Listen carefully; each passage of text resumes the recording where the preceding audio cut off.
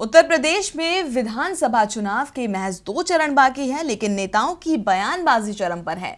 अपने विवादित बयानों के लिए मशहूर बीजेपी सांसद साक्षी महाराज अब कब्रिस्तान और शमशान वाले विवाद में कूद पड़े हैं और उनका कहना है कि चाहे कब्रिस्तान हो या शमशान, सभी का दाह संस्कार होना चाहिए, किसी को दफनाने की जरूरत नहीं है। तो आपको भी सुनाते हैं साक्षी महाराज का ये बयान।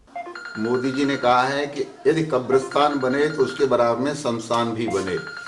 यह मोदी जी का बयान है। मेरा कहना यह है कि हम साधु सन्यासियों को भी जमीन में गाड़ा जाता है, समाधियां बनती हैं। हिंदुस्तान में मुसलमान को भी कब्र में दफनाया जाता है, परंतु मुस्लिम कंट्रीज में कहीं भी दफनाने की परंपरा नहीं है, जलाने की परंपरा है। और अगर कब्रिस्तान सारे हिंदुस्तान में बनता रहेगा तो हिंदुस्तान में रहने की जगह ही नहीं मिलेगी, खेती के लिए जगह नहीं मिलेगी जी। तो ये जो नेता लोग हैं अपने वोटों के कारण हिंदू मुसलमान सिख ईसाई को बांटते रहते हैं, उनका कब्रिस्तान अलग, उनका शमशान अलग। मेरा कहना यह है कि एक ही होना चाहिए। अगर कब्रिस्तान अच्छा नहीं लगता, शमशान अच्छा नहीं लगता तो अंतिम स्थान का नाम दे दिया जाए, परंतु अगर उस स्थान पर हिंदू और मुसलमान का, सिख ईसाई का मिलन होता है तो बहुत अच्छा होगा।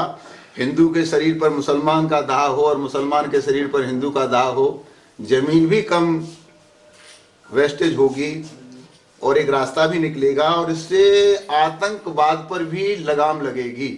क्योंकि आतंकवादियों को यह बताया गया है कि मरने के बाद एक तो जन्नत मिलेगी, एक बेहतर हूरें मिलेंगी, और जब यहीं जल के खाक हो जाएंगे तो न जन्नत मिलेगी न हूरें मिलेंगी, जो कुछ मिलेगा तो यहीं मिलेगा।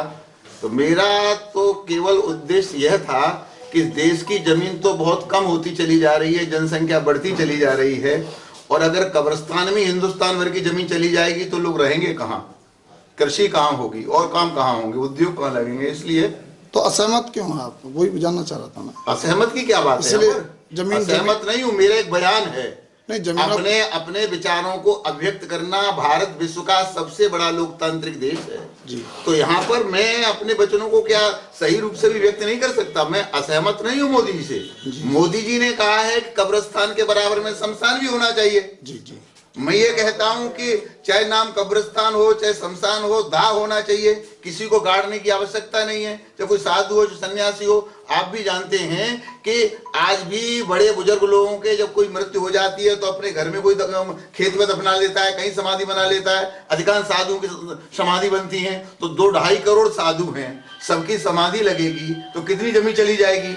और 20 करोड़ मुसलमान हैं, अगर सबको कब्र चाहिए तो हिंदुस्तान में जगह कहाँ मिलेगी। इसलिए किसी कब्रिस्तान की आवश्यकता नहीं है, एक ही जगह सबका क्रियाकर्म होना चाहिए, चाहे हिंदू हो चाहे मुस्लिम हो चाहे सिख हो ईसाई हो। संविधान के आधार पर चलना चाहिए। मैं समझता हूं इस मामले में सुप्रीम कोर्ट को भी कोई निर्णय करना चाहिए।